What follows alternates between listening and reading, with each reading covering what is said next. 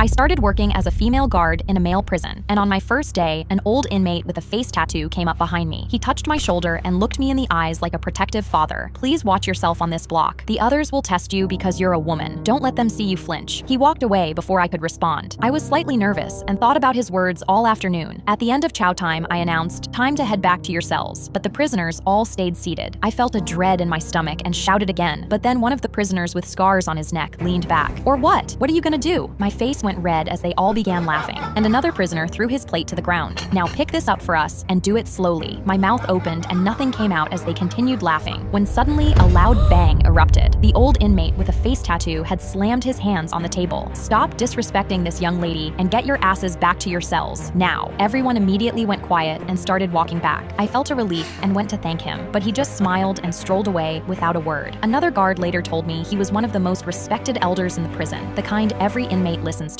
When I caught him in the yard, I asked him, "Why did you stand up for me?" And suddenly, he balled his fist. I clutched my baton at my hip, ready for anything, but then he started crying. "Because my wife looked just like you. She had these different colors eyes and red hair that reminded me of the sunset I looked at as a child." He kept crying. "She died because I couldn't protect her, so I'm going to protect you." I stared at the scariest man I'd ever seen bawling his eyes out and didn't know what to say. I gave him a napkin and walked away. But the next day, while in the kitchen, I turned a corner and saw a group of inmates surrounding the old man, grabbing him by the collar. "You haven't called shots around here in months, but now you want to play hero for the female guard, huh?" They balled their fist and swung at his face. One of his teeth fell out as he dropped to the floor, and I felt rage overcome me. There was 3 of them, and they were bigger, but I didn't care. I charged at them with my taser. I hit the first one's neck, then the second before he could react. The third caught a taser to his eye as he tried to swing. They fell to the floor, and I looked at the old man smiling on the floor without a tooth. "So you're as badass too, just like my wife was." I helped him up and took him